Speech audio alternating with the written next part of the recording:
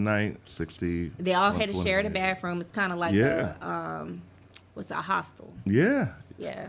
That's either $300 a night, 3 times 7, 21. Yeah, that's bread. It's like 8 bands a month. And he stayed there too. While So- living there. Huh? While He living lived there. for free and made 8 bands or so a month And at that rate. Right. That's not bad. Not bad at all. Would you do that? I couldn't live there, but I'll. No. You need your privacy? No, I need my privacy. And, I'm a little, I can't be coming out and then we all speak in different languages. No, because he also had somebody who was from Thailand in there. Like, United Nations up in that house. exactly. I thought that was so wild, but like my gears started turning and I was like, yeah, I can really do a shared room for, a major house. Like, because some people don't care and like, they're just really trying to get a bang for their buck. That's like, I'm it. only going to be in and out. I'm probably not even going to be here. So I just need a place to lay my head. And, it just all depends on who you're trying to market to. Yeah.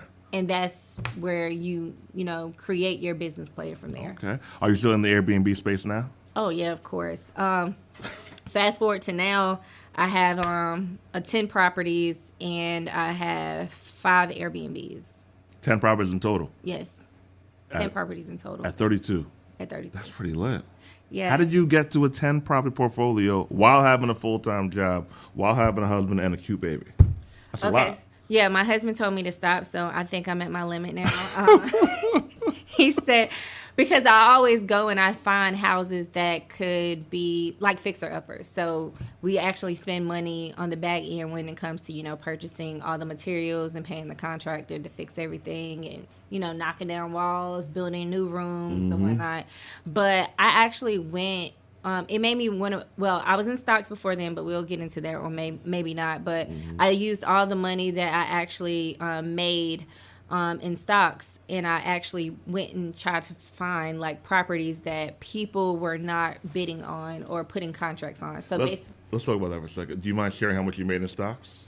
for stocks, You had a year. I had a year. I made like $250,000 in stocks. Insert the round of applause there. Yeah. Congrats. So what was that? Buy and hold, options, all the above?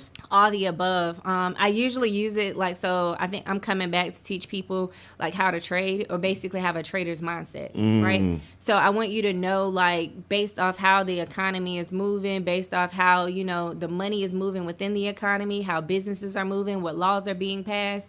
That's how I make my money. Just being knowledgeable. $250,000. So you took the stock money and you put the stock money into real estate.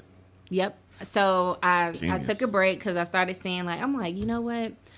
I was seeing all the money. I was like, no, the crazy thing is I think I got a little ahead of myself because during COVID, everything had shut down, but Atlanta didn't shut down. No, it was shut down for 2 weeks. So we actually raised our prices because we was like, oh, Atlanta's not shut down. People are going to want to come here. In, so you can charge more for the Airbnbs. Exactly. Yeah, good. So, and most people don't want to be in hotels because you're around other people, who could potentially get you sick or whatnot. So we raised our prices because it's all about supply and demand. Mm-hmm. There was a demand for housing in Atlanta for you to come stay because everything else around the world was closing down. Yeah. So why not raise our prices? There's a demand. There's a demand. And that's how I look at life. But we actually, when I saw that, I was like, oh, I need more. So I basically generated 4 more. Airbnbs? Yes, in less than a year. Around that Clark Atlanta University section? No, so I have one. So the prices around AUC had already skyrocketed. Yeah. Right? So we was like, no, we can't buy. I don't like buying in like when the market is like volatile and like people are just raising the prices because I feel like there's a point in the market where it's going to crash and not everybody is going to foreclose, but there's going to be some people who, and I'll go into that. There's going to be some people who lose their jobs, and it's based off of, with the corporate tax, they're taxing big businesses about 15% now. Cool. So some people are doing, freezes. Some people are about to start doing layoffs because that's basically going to affect the way that company spends their money for the next fiscal year. You're right. So now they have to allocate their money differently, right? Mm-hmm. So who goes first? So when those people lose their jobs, if they have a house, then you're going to need to unload the house. Exactly. Yeah. So there's a lot of things, and people move for jobs, and God forbid, I don't want that to happen, but that's when I come in and I'm sitting on all liquid, and I'll come and snatch the house for, Pay it on the dollar. Yeah. exactly. All So, right. it's better if you have liquid to get the cash off the auction block before it actually hits the market Yes. for everybody. Yes. Pre-foreclosures beat the auction. The diversity. It's the diversity for me.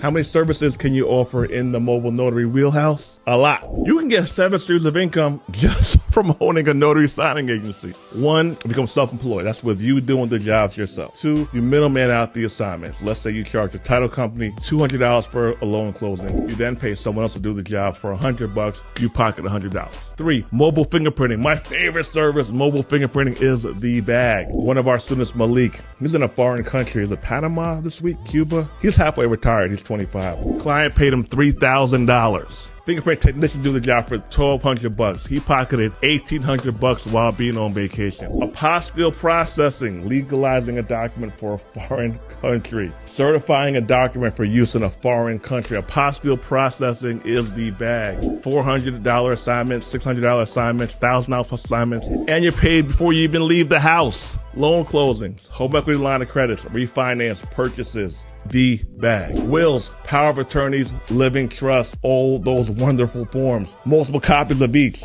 That's easily $200 plus per appointment just for those services alone. Estate plan documents are the bag. As I went through the list, there are so many numerous ways to make money by owning a notary signing agency.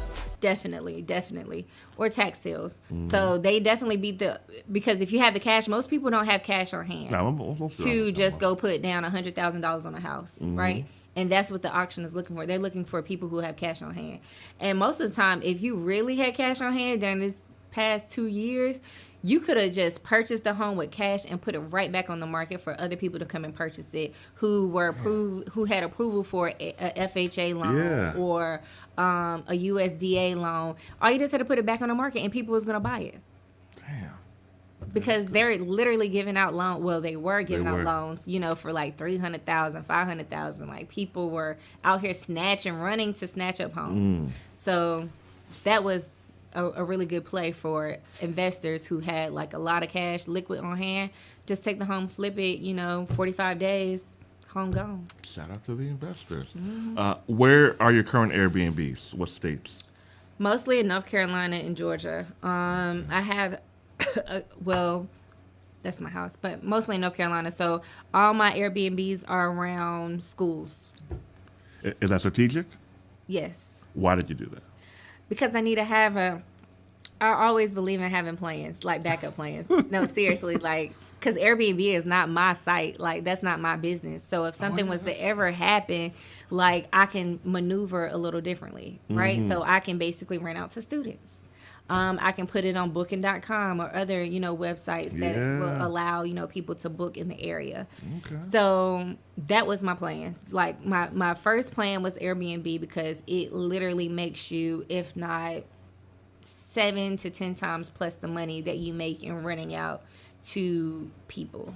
All right, let's go in on that one. So if you have a property, so give me an example of one of your properties that you do Airbnb with.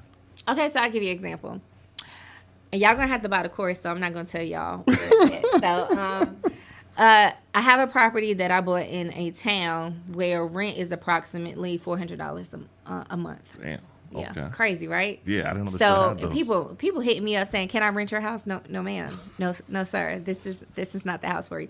So I found the house. I paid about $27K for it. She wanted 60, but yeah, buy the course for negotiation. DrSadeBrown.com. Yeah. So she wanted the house. She wanted 60. Gave her 27. Okay. Got the house fixed and whatnot. Now it's running out like every weekends.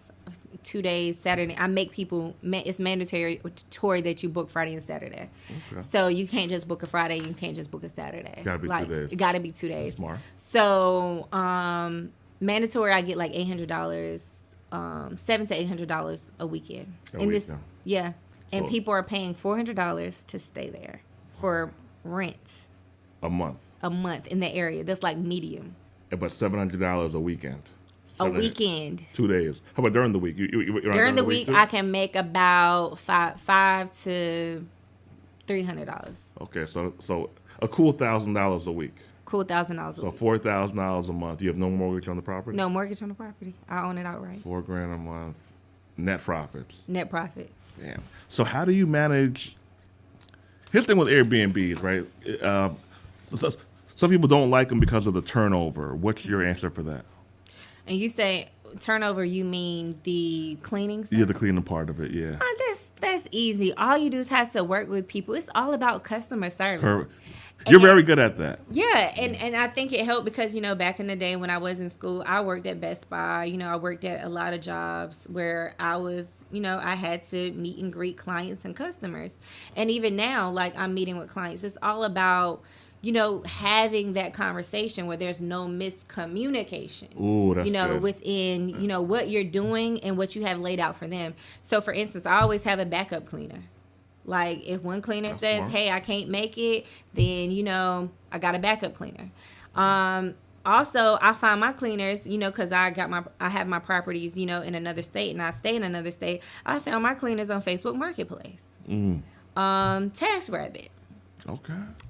So you can actually, and then you pull them off those, social media sites and or marketplaces, and then you can have the conversation with them like, hey, I'm willing to pay you this amount. You'll have these turnovers. I'll send you the calendar. This is what's expected for you. I give them multiple. I